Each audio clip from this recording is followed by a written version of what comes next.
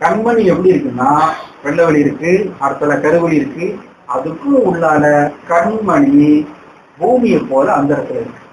வெள்ளவெளியை connect பண்ணி கருவெளி இருக்கு. கருவெளிக்கு உள்ளால இருக்கக்கூடிய கண்மணி எந்த பிடிப்பும் இல்லாம அந்த இடத்துலதான் இருக்கு, பூமியை போல. எப்படி அந்த இடத்துல இருக்க முடியும்னா, பூமிக்குள்ள அது அந்த இடத்துல இருக்குன்னா அதுக்கு எப்படி நெருப்பு காரணமோ அதே மாதிரி ஐபால்ஸுக்குள்ள இருக்கக்கூடிய நெருப்பு தான் காரணம். இதுதான் அதுக்கு சாட்சி. இதுதான் பட்டணத்தார் சொன்னாரு, அண்டம் போல் அழகியதான். நம்முடைய கண்மணி எப்படி இருக்குன்னா அண்டம் போல் அழகியதான். கண் எப்படின்னா பூமியை போல அழகா இருக்கு. பூமி எப்படி இயங்குதோ அதே மாதிரி இயங்குது. இதுதான் சித்தர்களுடைய வாக்கு. அப்ப அதே மாதிரி அதே பிரின்சிபிள்ல இதுவும் இருக்குது. அப்ப இதனுடைய சக்தியை நம்ம போட்டோம்னா, அந்த எனர்ஜி வரணும்னா ஒளியை பெருக்கணும், அவ்வளவுதான். அப்போ இதனுடைய ஃபோர்ஸ் வேகம் கூடன்னா அந்த சக்தி அதிகம் கிடைக்கல, பலன் அதிகம் கிடைக்கலாம். அதே மாதிரி நம்முடைய ஐபால்ஸினுடைய சுழற்சி வேகம் இப்ப 5 மைல் ஸ்பீட்ல போகுதுன்னு வச்சுக்கோங்க. அந்த ஃபோர்ஸை கூட்டிட்டீங்கன்னா, சுழலும் வேகம் கூடியாச்சுன்னா பவர் கிடைக்கும் அதிகமாட்டு. நம்ம நினைவு அங்க வைக்கும் போது இதனுடைய சுழற்சி வேகம் கூடுது. அது சுழற்சி வேகம் கூட கூட கூட ஒளிர்க்கக்கூடிய ஒளி கொஞ்சம் கொஞ்சமா டெவலப்.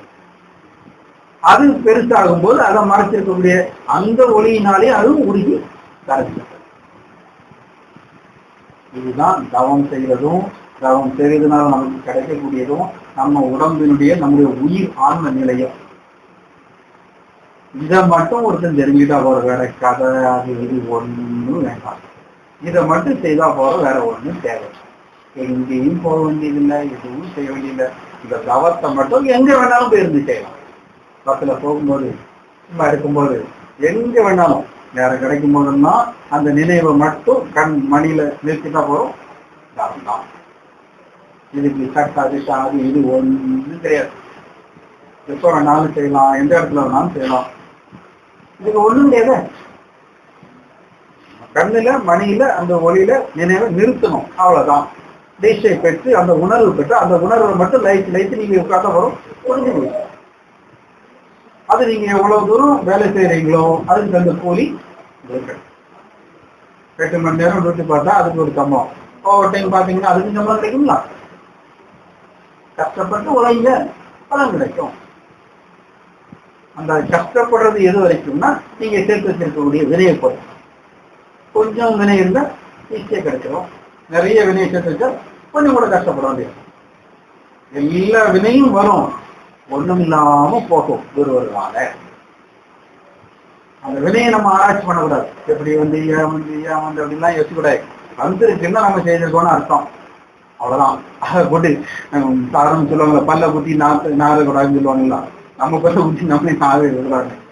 அதுக்கு தானே வினைங்கிறது கஷ்டம் தானே, துன்பம் தானே, நம்ம செய்த பாவம் தானே. அதை போட்டு அனலைஸ் பண்ணி அதை நினைச்சு ஏன் வேதனைப்படுவானே. சரி, எப்போவோ செய்தோம், அறியாம வந்துட்டோம், இனி அதை பண்ணுவோம், இனி அதை பத்தி செய்யக்கூடாது, தாவத்தை மட்டும் செய்வோம். அதோடு நடந்ததை பத்தி பேசி எது பிரயோஜனம்? நீ நடக்கக்கூடியது பார்ப்போம், இதை மட்டும் செய்தா போறோம், அதுல இருந்து விடுபட்டுலாம்.